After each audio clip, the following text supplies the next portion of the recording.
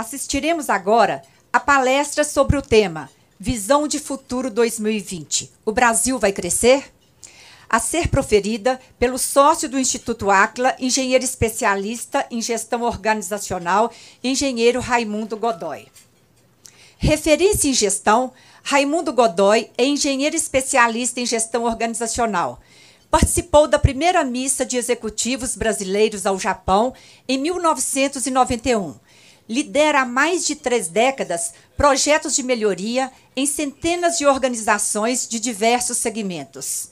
É sócio do Instituto Áquila, consultoria internacional que oferece soluções gerenciais de excelência global com foco na melhoria dos resultados de seus clientes.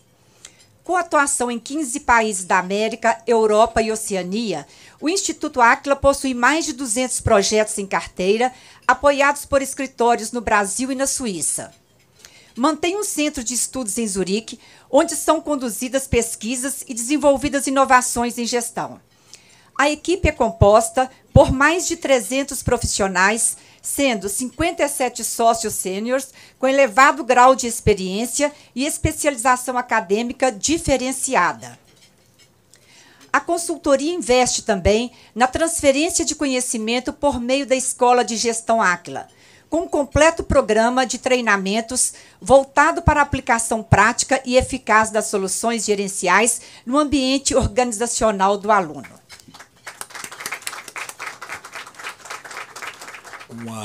Um enorme prazer, uma honra estar aqui hoje, ser convidado para esse importante evento. Espero contribuir, né, com todos com esta reflexão que aqui preparamos para, né, olhar o Brasil de uma maneira diferente.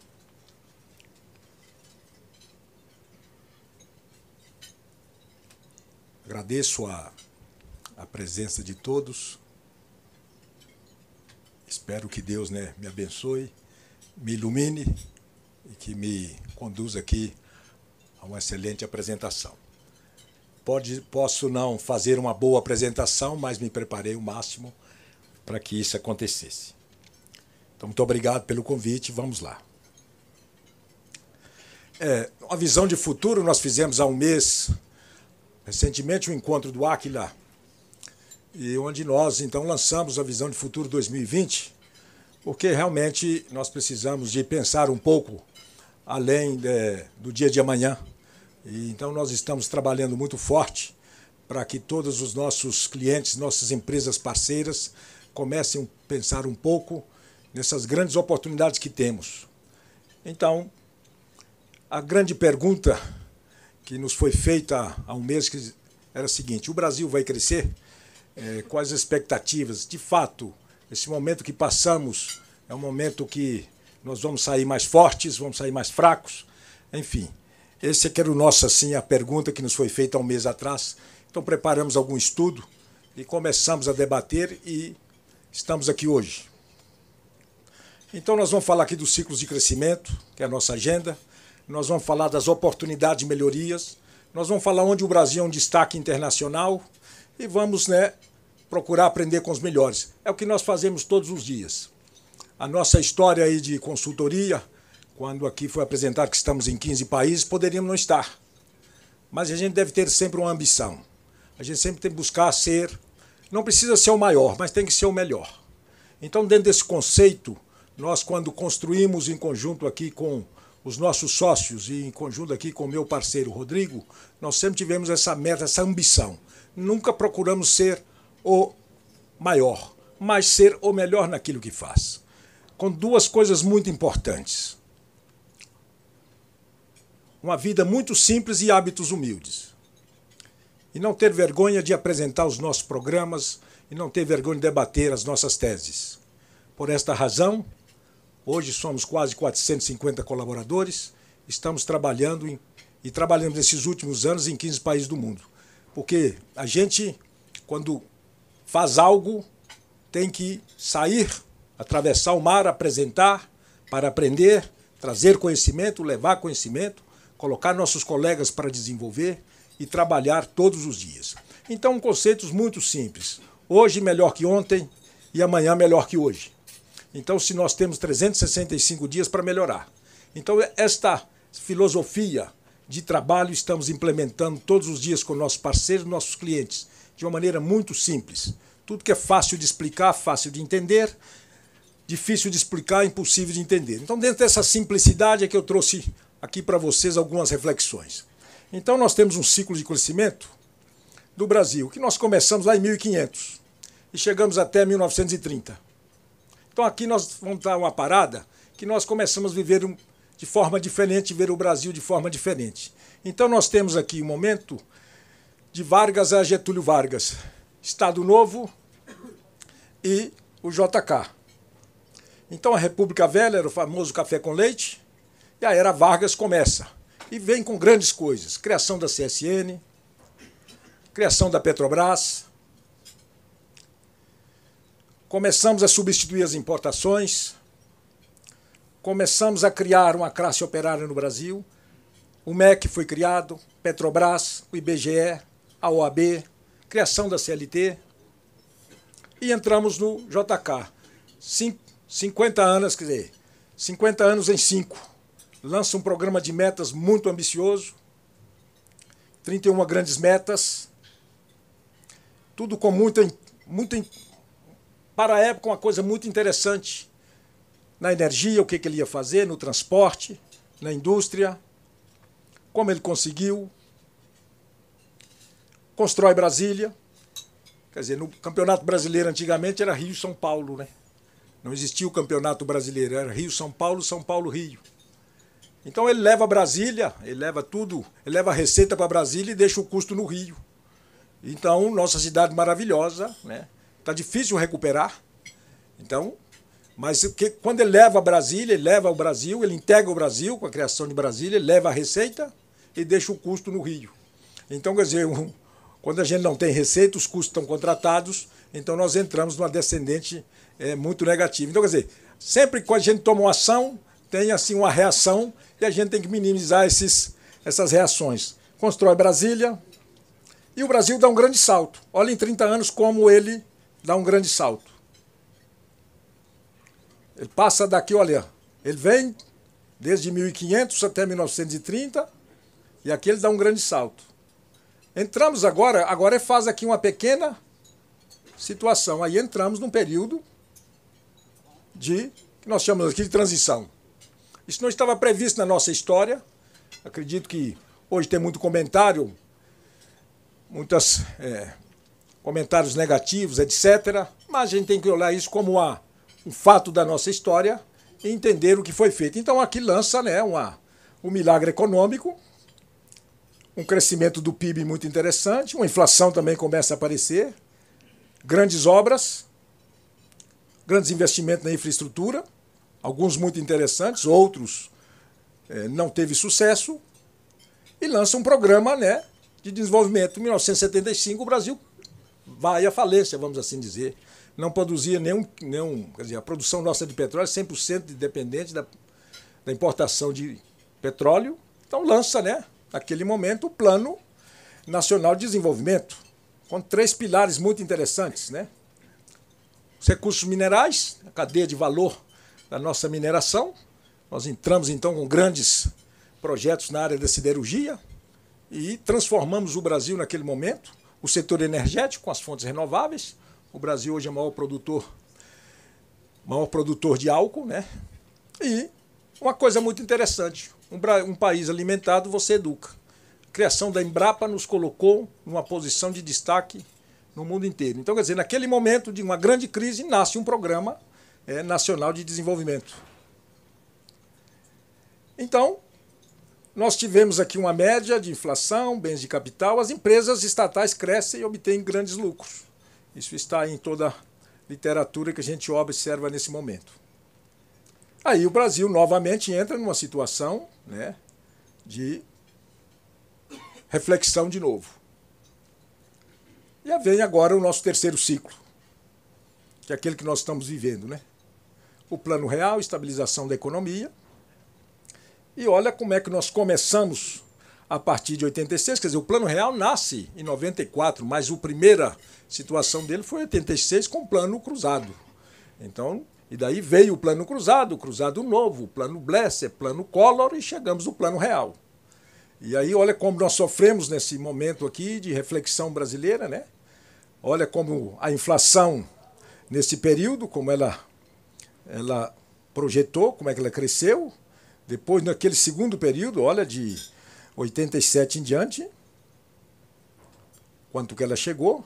Então, hoje, jovens, né, que nós contratamos aí, nossos trainees, aqueles que estão começando a vida, e ele fala de inflação, eles não têm a menor ideia do que era isso, não têm a menor ideia do que é um país com alta inflação. Não, acho que se hoje fosse sobreviver num período inflacionário, não tinha a menor condição de ter êxito, porque não viveu aquela época. Mas nós passamos e, com a chegada do Plano Real,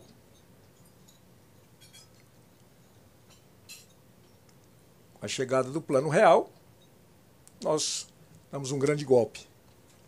E aí, como é o Plano Real que nós estamos vivendo assim, em relação ao nosso passado? Então, melhoramos muito. Desindexou a economia, tem uma série de privatizações e concessões que nós estamos percebendo. O equilíbrio fiscal, a lei de responsabilidade fiscal veio para dar um controle muito forte em nossa situação assim, política das nossas cidades, estados e tudo mais. Abertura econômica. Então nós temos todos esses produtos que hoje estamos vivendo nos últimos 20 anos. O Brasil dá um salto.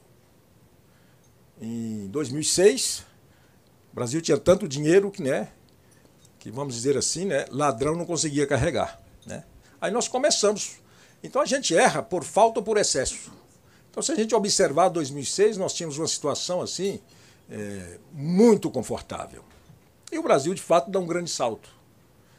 E isso enxergado pelo mundo inteiro com essa reportagem, e o Brasil começa a promover grandes eventos, a Copa do Mundo e agora a Olimpíada. E olha como é que nós crescemos, como que nós melhoramos. Né? Em 92 nós tínhamos 6 marcas de automóveis, né? Em 2014 nós temos todas essas aí. Logicamente, um mercado muito mais competitivo, muito mais profissional, né? E nem todos, né, conseguem sobreviver nesta situação. Então tem que se preparar muito, né? Tem que fazer a diferença onde? É na gestão. É onde tem que trabalhar diferente. Trabalhar a produtividade, trabalhar a competitividade, ter o foco no cliente. Quer dizer, com os recursos que eu tenho,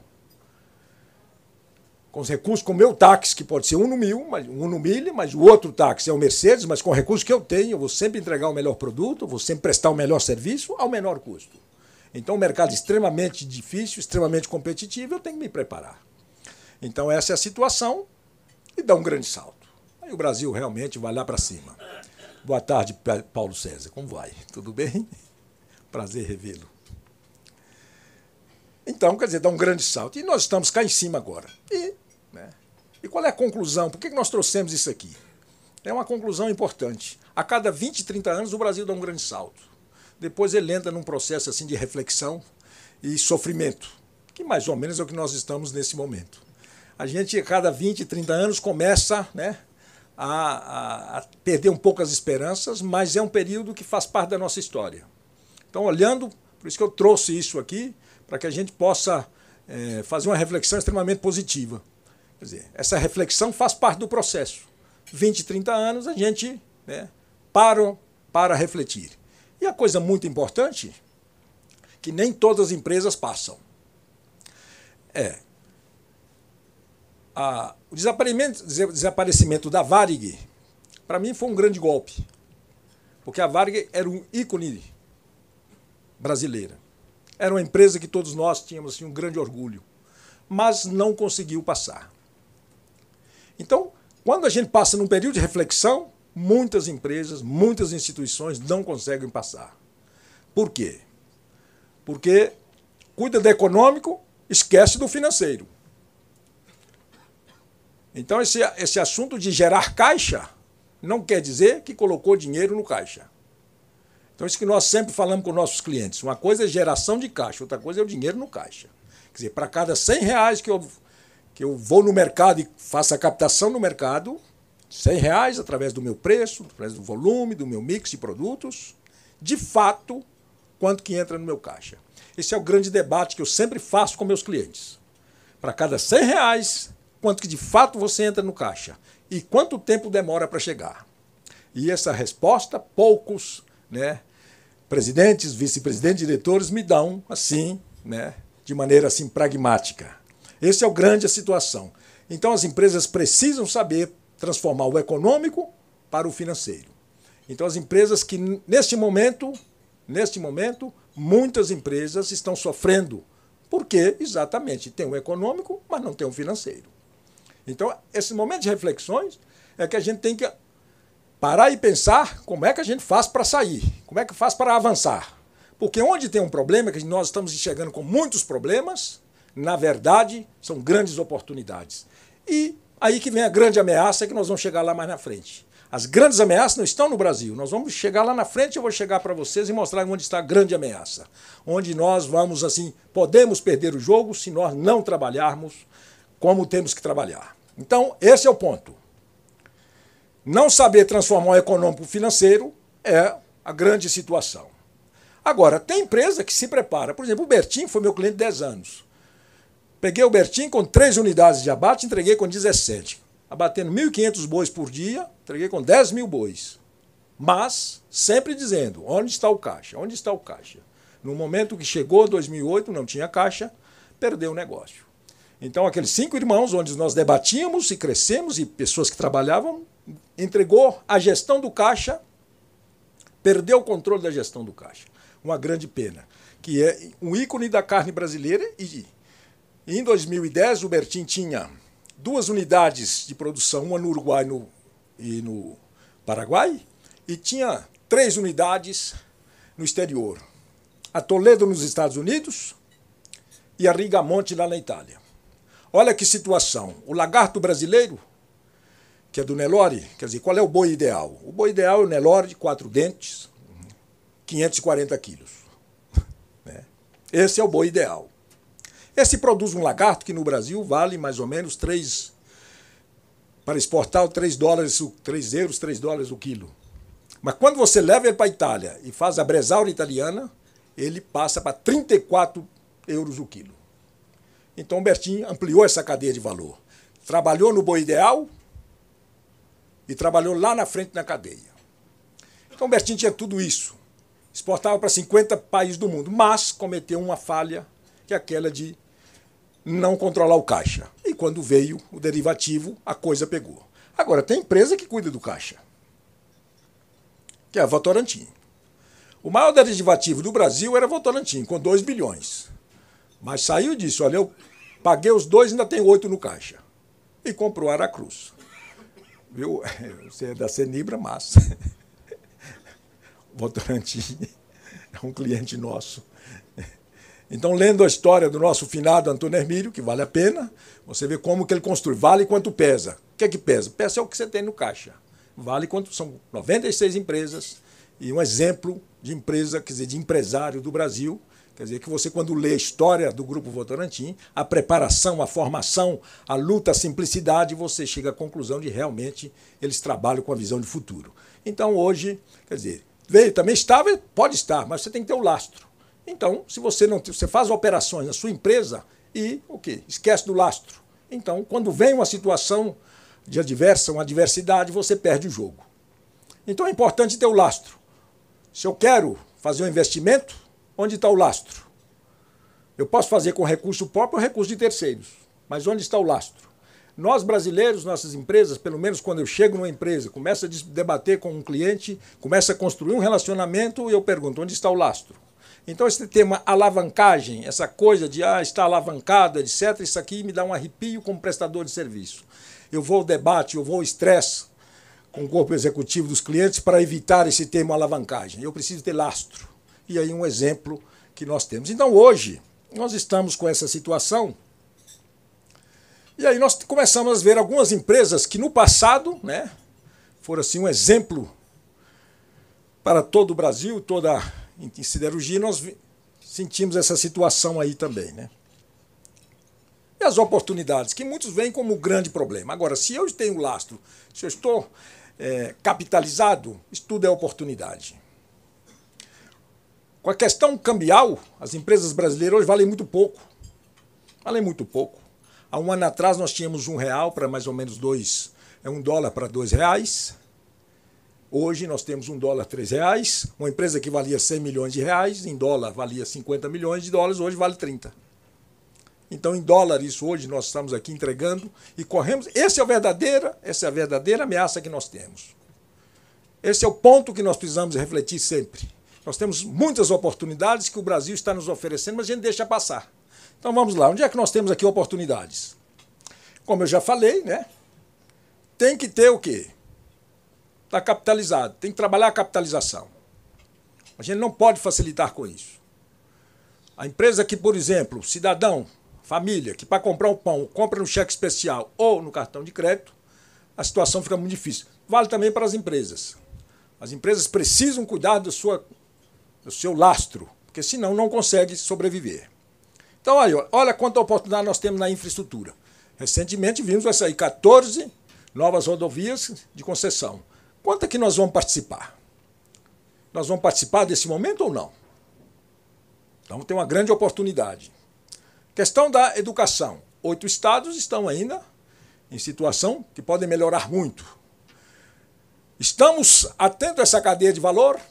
Nossos negócios vão nesta direção. Estamos investindo em tecnologia para entrar nesse momento. Aí tem grandes oportunidades na educação. Estivemos em Angola, por exemplo, no mês de outubro, fazendo um estudo, convidado pelos portugueses, e lá o seguinte: os israelenses estão fazendo um grande programa de educação para todas as escolas de Angola.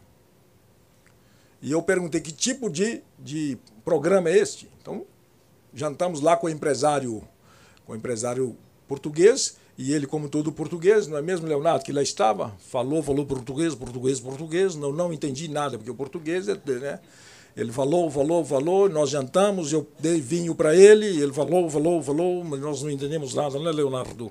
Qual é esse programa? Mas certo é que português israelense tem um grande programa para as escolas de Angola, mas nós não conseguimos pescar nada, né, Leonardo? Mas nós estamos participando desse assunto, né? E a saúde, grandes oportunidades também.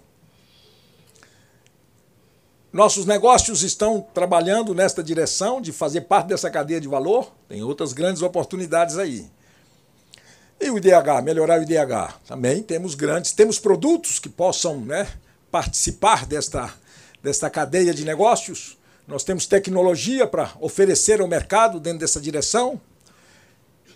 E o Estado brasileiro nós estamos assistindo aí uma série de novidades no Congresso, uma série de apertos, etc. Mas o que acontece? Tem grandes oportunidades na infraestrutura, começa a discutir uma reforma política, boa ou ruim, mas está em discussão, começa a discutir aí uma reforma fiscal, né? Nós estamos participando agora.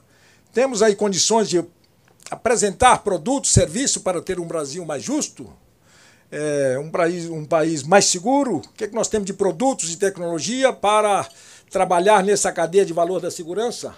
Nós estamos investindo nesta área, nós estamos investindo aí. O que nós estamos fazendo para tornar o nosso Brasil mais igual? O que nós estamos fazendo? E o que nós estamos fazendo para exatamente investir para que o Brasil seja mais competitivo? Uma coisa é dizer, nós não somos produtivos, nós não somos... Mas o que é que nós estamos fazendo? E aí é que vem uma grande ameaça. O Brasil, olha que coisa interessante. Nós vamos ter um bônus demográfico que começa aí já a partir de 2011, 2015. É um bônus demográfico onde nós vamos ter que mudar a maneira os nossos produtos, porque os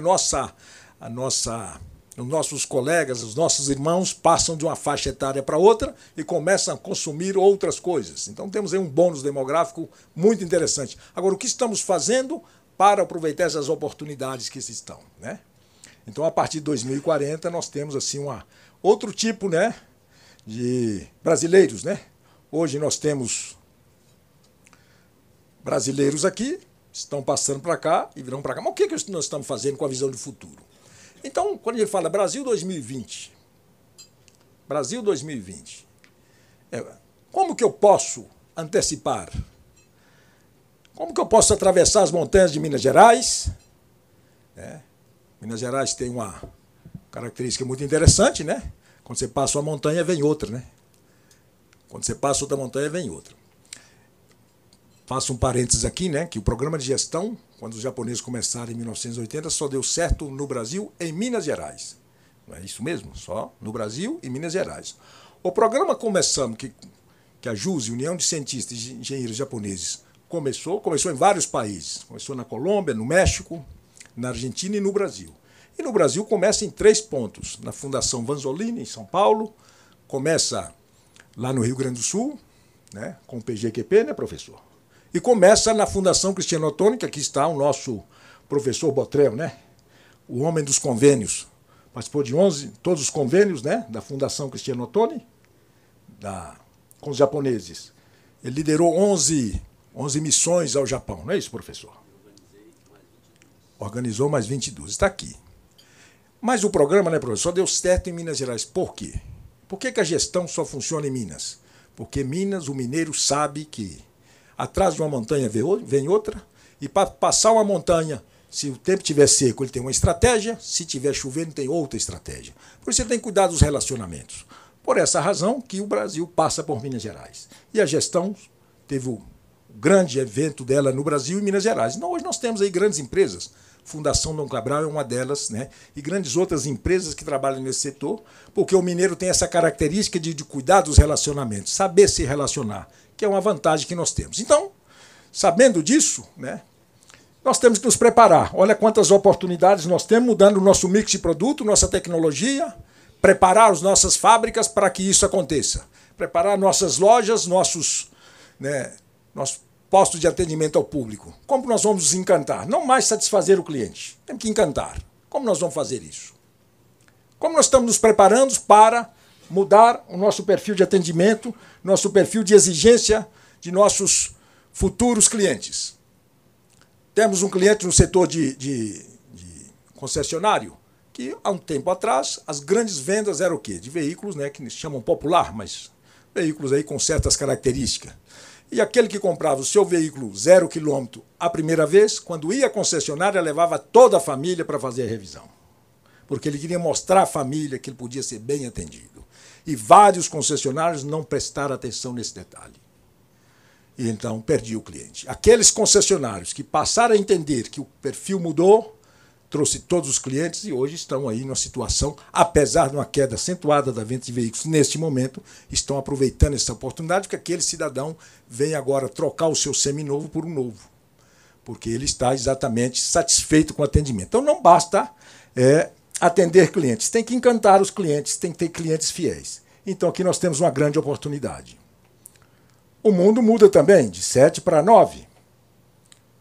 Demanda por mais alimentos. Olha o Brasil como é que progrediu em termos de produção. Vamos ter uma nova fronteira agrícola ou não?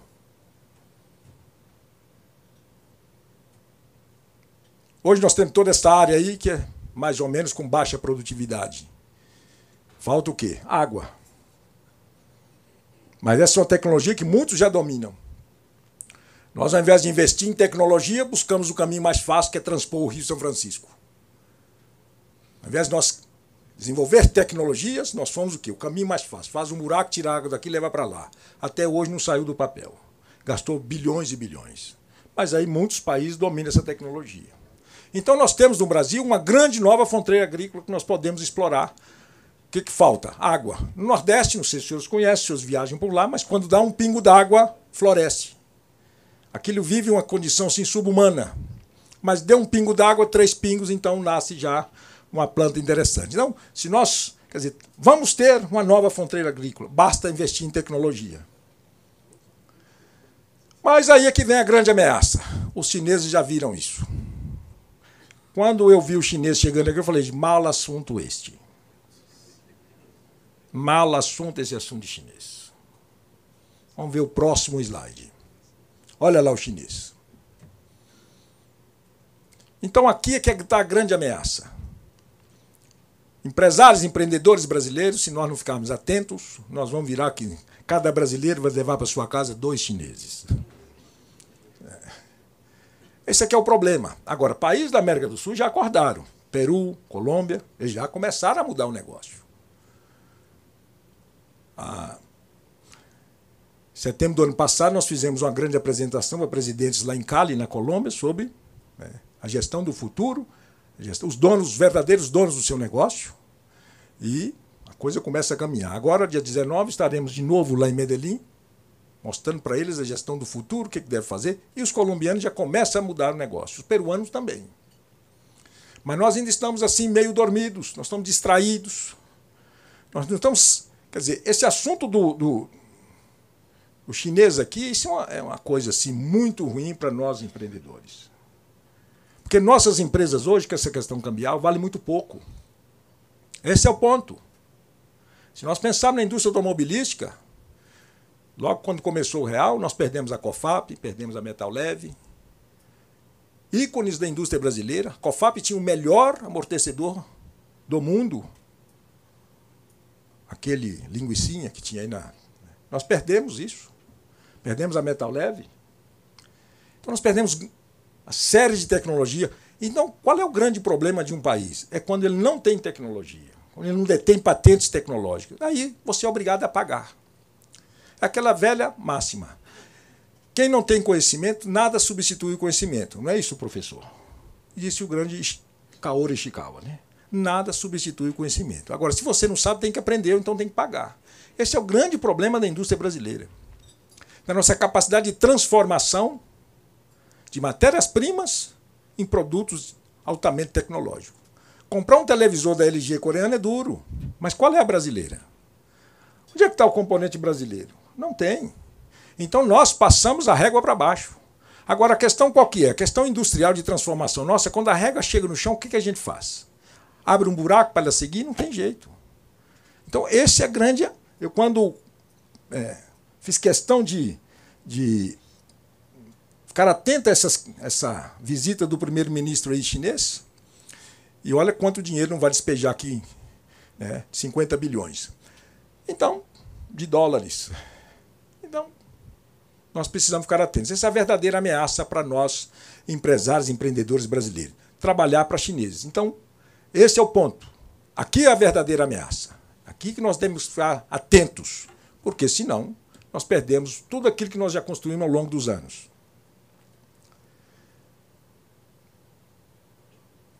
Bom, mas nós somos fortes em muitas coisas, né? Estamos em primeiro lugar aí. Somos os maiores exportadores de proteína animal.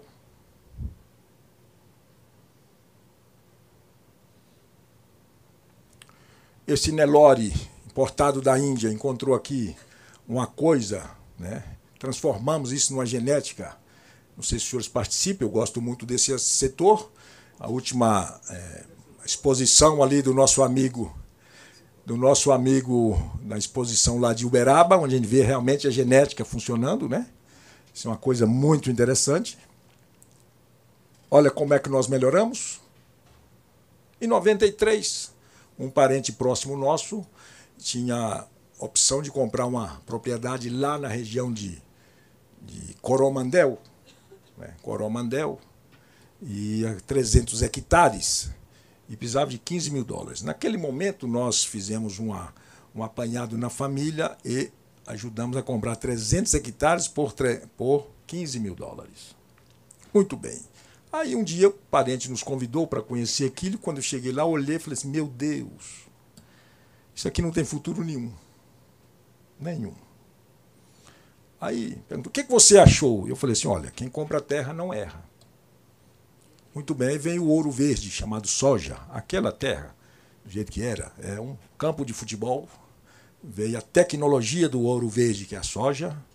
E hoje, então, quanto vale o hectare naquela região? Vale exatamente, o hectare vale 15 mil dólares. A referência naquele momento era o Vale do Rio Doce. Que o Vale do Rio Doce é uma exuberância em termos de terras produtivas, terras assim férteis, né? Então, naquela época, um hectare no Vale do Rio Doce comprava o quê? 30 hectares lá. Então, hoje, o hectare no Vale do Rio Doce vale o quê? 6 mil, 10 mil reais, e lá vale o quê? 40, 45 mil reais o hectare.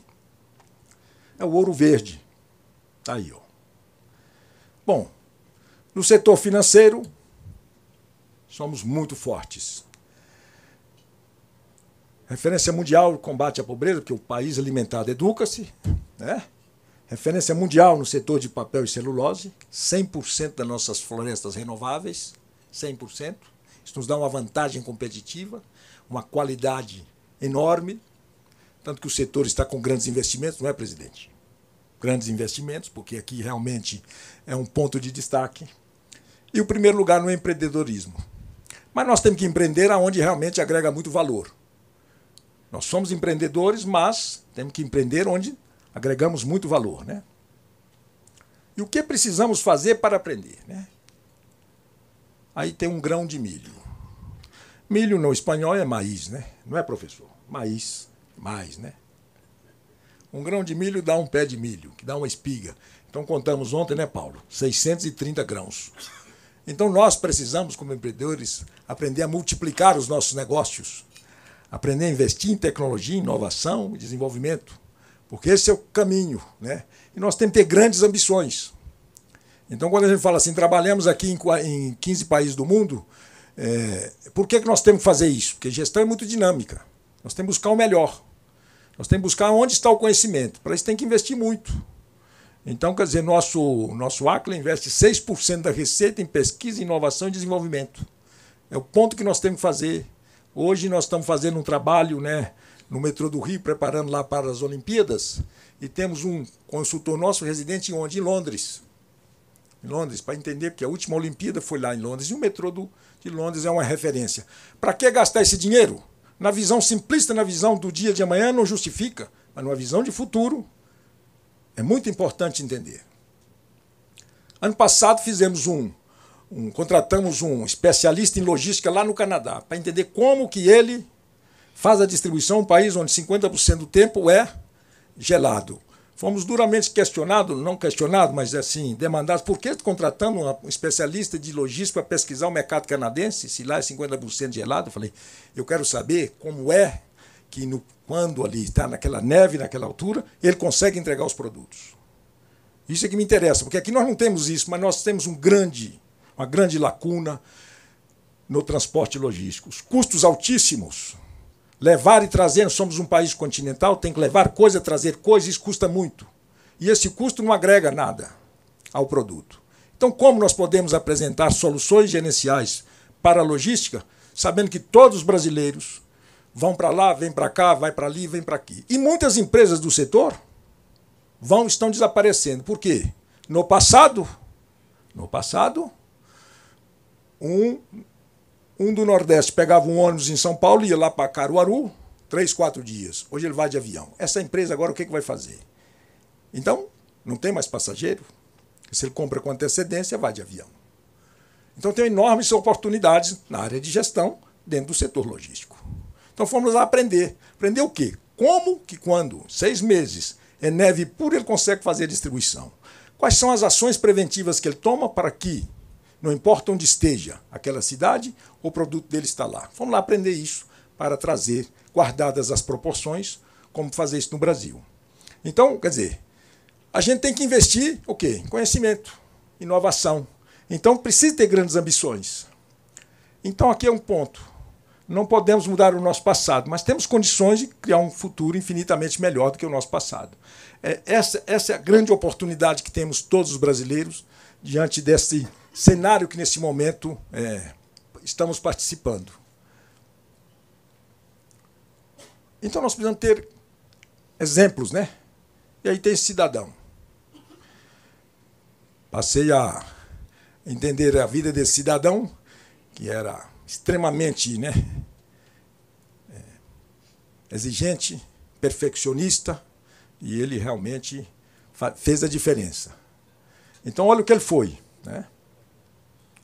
Orador, estadista notável, oficial do Exército, historiador, escritor e artista. Mas não tem nada a ver. Ele era do Exército, duríssimo, mas era também artista. O único primeiro-ministro britânico, Prêmio Nobel de Literatura e Cidadania nos Estados Unidos. Então, a gente tem que aprender com alguém que fez a diferença. E ele nos ensina muita coisa. Estabeleça os limites. Qual é o verdadeiro limite da sua equipe? Como você separa a rotina da melhoria? Como você define projetos fortes de melhoria? Porque o dia tem 24 horas. Se eu cuido só da rotina, eu faço mais do mesmo. Então, qual o limite da sua equipe? Onde estão os talentos da sua equipe? Diga sempre a verdade. A gente tem que se aprender a dar feedback, mas dizer a verdade. Nós temos uma grande uma questão cultural da gente andar por ali, andar por aqui. A gente tem que aprender a dizer a verdade sempre. Não ter medo de dizer a verdade. Agora, dependendo de como você fala a verdade, dói muito. Então tem que saber, né, dizer, mas não pode faltar com a verdade. Receba as dificuldades como oportunidades. Aí São Paulo nos disse, né, ver, julgar e agir. Isso é bíblico, está na carta de São Paulo. Você vê, julgar e age. A gente vê, faz o julgamento, mas não age. Então nós sempre estamos comentando as coisas, mas na hora de agir, ou seja, pegar, colocar o guizo no pescoço do rato, do gato, né, a gente não faz. Então o gato gordo não pega rato. Gato gordo não pega rato. Então, quer dizer, nós temos que saber ver, julgar e agir. A gente chega numa empresa e mostra ações, ver e agir. Não tem. É preciso ver, julgar e agir. Pré-Segunda Guerra, o Hitler fez um acordo com Stalin e ofereceu o mesmo ao Hitler, ao nosso amigo Churchill. Ele recusou. É o que nós estamos vivendo nesse momento no Brasil. E, curiosamente, nós temos uma sede em Zurique, né? Se estivéssemos lá essa semana, por ser brasileiro, talvez tivesse sido preso, né? Porque, casualmente, como brasileiro lá naquele momento, prende também, não? Mas é o tal negócio, é o caminho mais fácil, né? Nós temos que sempre buscar atalhos. E, na verdade, não é isso. Quer dizer, quem trabalha, quem é competente e honesto, no final vence. Esse é o caminho. Recusar as ofertas do caminho fácil. Nós não temos... agora está começando com a lei anticorrupção, com todo esse debate que nós temos aí no Brasil, a gente começa a criar o quê? Uma atenção especial para esse assunto. Mas a gente tem que, né, evitar, como aí está dizendo, a oferta do tirano. Evitar o caminho mais fácil. A gente tem que ir pelo talvez o mais difícil, mas ser extremamente trabalhador, primeiro a chegar, último a sair, extremamente buscar a competência, a excelência naquilo que faz, extremamente honesto, íntegro com todas as nossas ações. Valorize o fundo. Você, para sair do fundo do poço, precisa de gente para jogar uma corda ou jogar uma escada. No fundo do poço você não sai sozinho. Então você precisa ter, né, parceiros que te ajudem a sair. Né? Então é o seguinte, ontem num debate em São Paulo, um grande cliente nosso, eu perguntei assim, a cada 100 de custos, quanto passa aqui e vai para o seu fornecedor? Quanto? Quanto vai para o seu colaborador? Mas você tem um melhor fornecedor? Esse fornecedor é seu parceiro, de fato? Ele está ao seu lado? Olha que detalhe. Então, uma reflexão importante, porque um fornecedor é dono do meu negócio também. Não existe nenhuma empresa que não tenha um parque de fornecedores, mas aquele conjunto de fornecedores é o melhor. Ele luta por mim. Eu sou importante para ele como cliente. Ele está preocupado no meu sucesso. Ele me atende, de fato, com prioridade. Ou eu sou mais um. Os meus colaboradores, a cada 100 de custo, quanto que vai para os meus colaboradores? Quanto que vai? E eles realmente têm habilidades e competências? Habilidades, a destreza, a arte de falar, de relacionar, a competência, a arte de competir, e realmente esse meu time justifica aquilo que está recebendo? Então não é mais custo de recursos humanos. É capital empregado em recursos humanos. Hoje, qualquer colaborador tem um custo de R$2.000. E se enxergarmos isso como custo, é um grande erro, é um grande equívoco.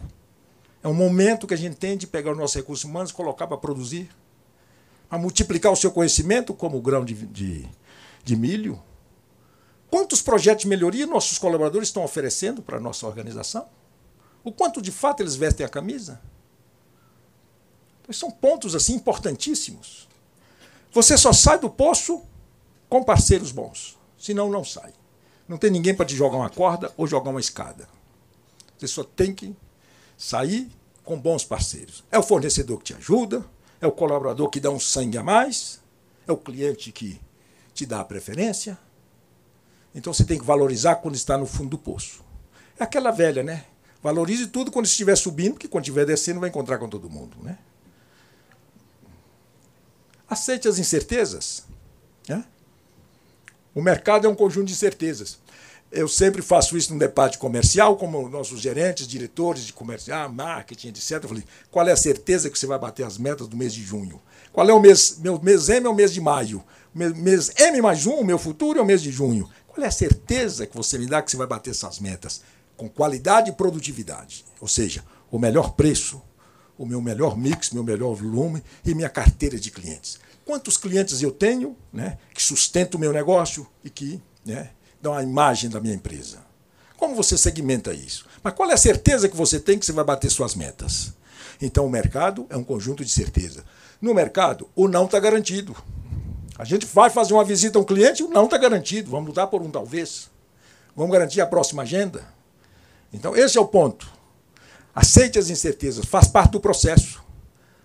Nós não aceitamos as incertezas. Então, se hoje eu tenho 3 visitas negativas, amanhã eu levanto 4h30 da manhã.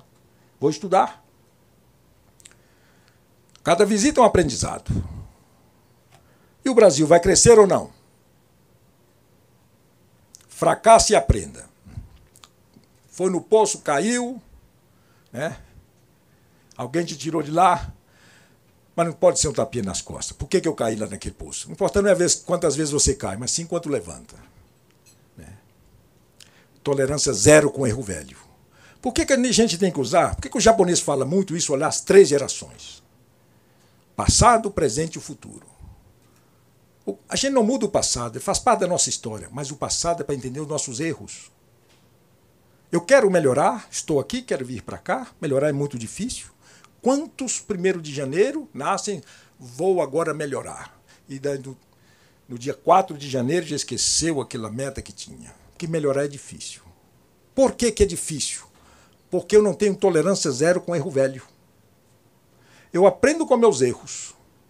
Então, quando começamos a trabalhar com a empresa, eu falei assim, você, gerente, quantos erros teve no mês passado? Não quero saber. Então, quando a gente chega numa empresa e quer me explicar como ele trabalha, não quero saber como você trabalha, eu quero saber quantos erros você teve no mês passado. Vamos visitar a sua fábrica aí. Vamos visitar. Vamos. Aí eu começo. O que é aquilo ali? O que é isso aqui? Me explica aquilo ali. Ele, então, você está vendo e não está julgando e não está agindo. São equívocos que você precisa de tomar atenção. Então, tolerância zero com erro velho. Aí vem o programa de formação e treinamento. Vamos treinar em função dos erros, em função dos nossos fracassos. Monta o programa de treinamento e começa com erros novos. Eu quero melhorar, vou errar sempre, mas novos erros que vão me levar para outro patamar. Mas como melhorar é difícil, então como é que eu faço isso? Hoje melhor que ontem, amanhã melhor que hoje. Tenho 365 dias para melhorar. Coloco metas fáceis, que todos entendam, que todos possam colaborar. Metas que vão no chão de fábrica, na operação, e monto o time com eles e subam. Vamos juntos, monto times. Porque o importante não é errar.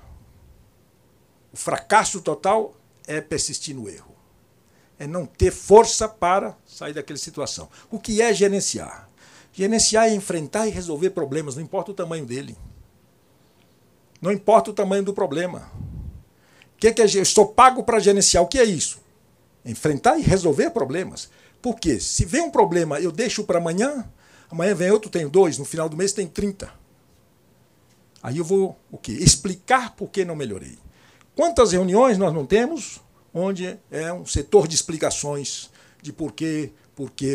Aí entramos no bilionário inglês, né? Nós temos o bilionário inglês, vocês conhecem essa história? Conhece, professor? O bilionário inglês, ele recebe todos, uma vez por ano, no seu clube de golfe, né, na sua convenção anual, e essa convenção vai discutir os resultados do exercício anterior e definir as metas para os próximos 12 meses. E todos são convidados ao seu clube para jogar golfe. Ele ali, né, já vai dar uma tacada, ele não consegue, erra a bola, é o taco, é a bola, nunca é ele. Mas, né, vai lá, toma o seu chá, e ele discute, após uma semana de reflexão no seu clube, a última meta. E o que diz a última meta para todos os seus executivos? Ele só discute a última meta. Chama um por um e diz, olha, não gostamos de executivos azarados, que vem aqui para dizer, olha, o mercado foi assim, o mercado foi aquilo, isso aqui. Nós gostamos de executivos, né, que realmente tenham sucesso. Trazer justificativas, explicações, porque não bateu a meta não serve. Nós não gostamos de executivo aqui, como é que chama? Azarado, que vier me contar por que não atendeu a meta. Então, como é que você está? Animado? Posso contar com você? Então, boa sorte. E está lá o caderno de metas dele, com todas as metas, mas ele discute a última. Faça um bom trabalho, traga bons resultados. Veja-as com os próprios olhos. É muito normal você chegar numa empresa, tem um diretor comercial, e eu pergunto, qual é a política comercial para o mês M+1? Mês M+1, qual que é? É o junho. Qual é a política comercial para o mês M+1? Ele não tem. A sua política comercial funciona no mês M? Ele não sabe. Então, por que é que eu não vendo? Eu já parto de uma política comercial equivocada. E entrego o gerente para executar. Entrego o supervisor para roteirizar. E o vendedor para vender. E não vende. Então tem que ver com os próprios olhos. Tem que sair para conhecer a verdadeira situação que acontece. Tem onde as coisas acontecem. Se é na área de compras, tem que visitar os fornecedores. Se é na área industrial, tem que visitar lá. Se é na área de logística, conversar com os caminhoneiros.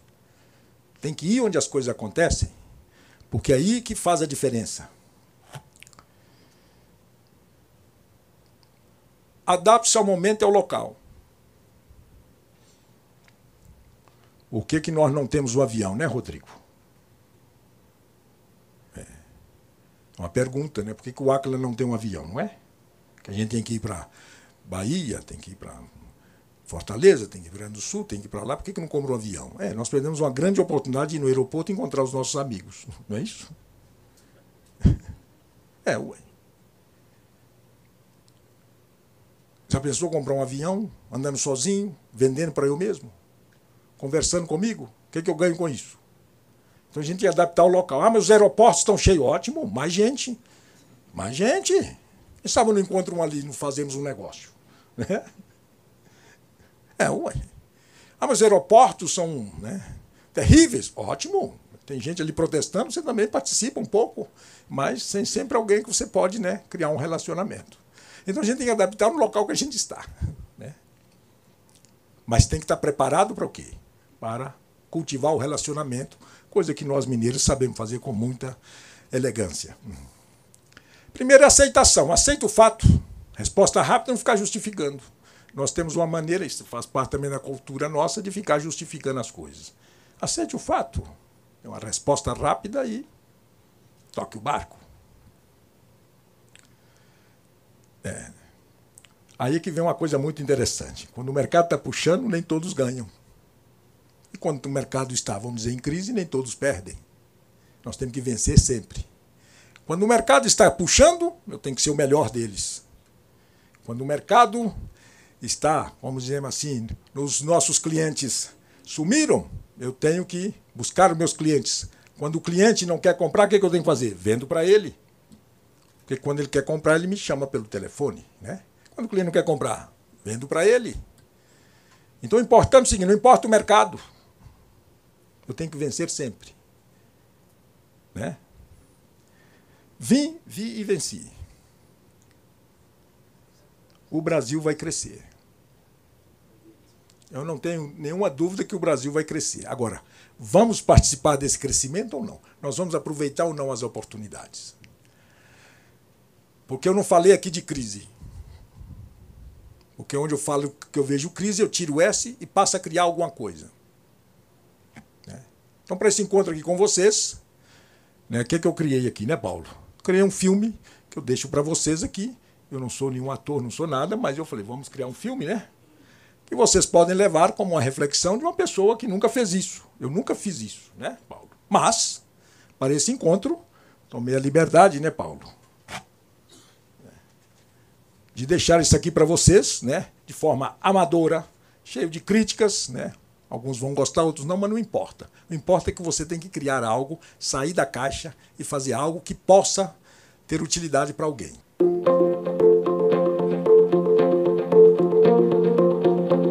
É necessário vender com qualidade,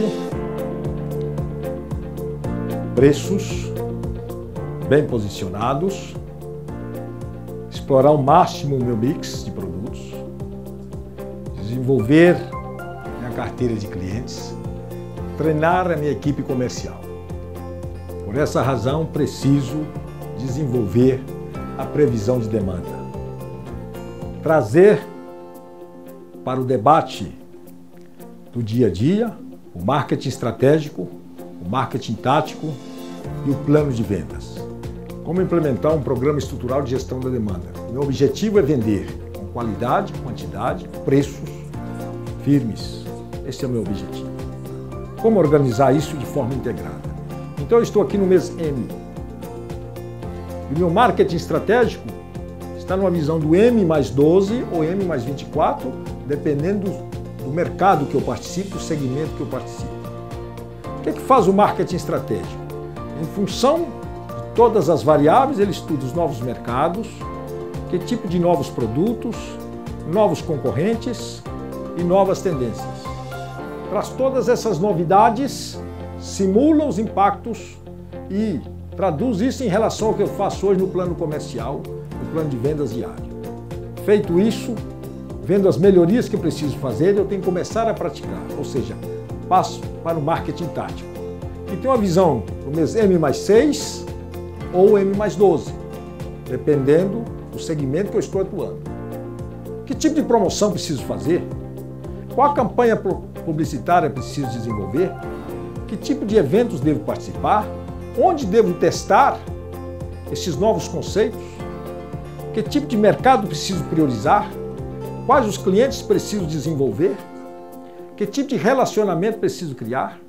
Então, em função do marketing estratégico, eu começo a desenvolver táticas diferentes do mundo comercial que pratico hoje. No terceiro bloco, eu tenho minhas vendas. O meu comercial atuando ali, vendendo. Preciso vender. Por quê? Preciso vender. Porque todos os custos já estão contratados. Então, preciso aumentar as minhas vendas em termos da qualidade, preços firmes, explorar ao máximo o meu mix e proteger a minha carteira de clientes. Então eu preciso de construir a minha matriz de previsão de demandas, onde eu tenho a máxima atenção àquilo que eu já tenho contratado. Por exemplo, clientes que eu tenho contratos comerciais, clientes que eu tenho acordos comerciais, eventos que eu vou participar nos próximos 3 meses, por tipo de produtos que eu vou desenvolver. Eu tenho que ter o máximo de controle sobre essas 3 variáveis, deixando com a parte pequena as vendas spots ou negociações abertas que poderão acontecer. De 0 a 100%, se eu tenho 70% a 80% em contratos, acordos comerciais e eventos que virão acontecer neste próximo período, eu tenho uma previsão de demanda extremamente forte, extremamente agressiva. E dificilmente vou errar o meu plano comercial. Ou seja, para vender com qualidade, vender sem ter prejuízo, vender na base da emoção, nós precisamos de criar instrumentos que possam nos levar a um diferencial competitivo enorme. Como posso simplificar tudo que falei até agora? Integrando todas essas atividades de uma maneira muito simples e objetiva, que chamo de box da demanda. Vou integrar o marketing estratégico, o marketing tático e as vendas, enchendo minha caixa com pedidos extremamente atrativos para o meu negócio. Com a visão de 3 meses, M+3. Por outro lado, minha área de suprimentos, compra, logística de entrega, trabalhando com a visão do mês M+2, enchendo minha caixa de matérias-primas, material de consumos, embalagem, enfim, tudo aquilo que necessito para produzir os meus serviços e meus produtos. Eu tenho a minha operação, a minha transformação, trabalhando com produtos acabados para o mês M+1. Embaixo, esvaziando a caixa, eu tenho a minha logística trabalhando no mês M. O Instituto Áquila estudou, durante vários anos, tem aplicado essas teses em alguns clientes que estão atuando em mercados extremamente difíceis, extremamente complicados no momento. Os resultados são extraordinários. São resultados inimagináveis do ponto de vista de uma prática comercial tradicional.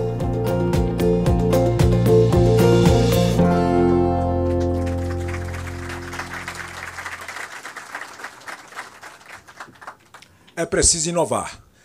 Assisti aqui vários palestrantes que vieram antes, né, em outros meses, mas eu procurei, com muita simplicidade, inovar. Esse filme está à disposição de todos os senhores, né, para uma reflexão. Na outra apresentação que fizemos, né, em função aqui do tempo, talvez não dê para responder as perguntas. Nós podemos, né, ter todas as perguntas, formular depois os debates assim à disposição, né, em fóruns específicos. É o que eu tinha para apresentar para os senhores. Mais uma vez, foi uma enorme satisfação, um grande prazer, uma enorme alegria de estar aqui. Espero ter contribuído, né, para uma reflexão nessa tarde de sexta-feira positiva para os senhores. Não falei em crise, não falei em problema, falei em oportunidades. Falei em várias coisas que nós estamos tentando fazer, que é o nosso dia a dia. Muito obrigado e foi um enorme prazer.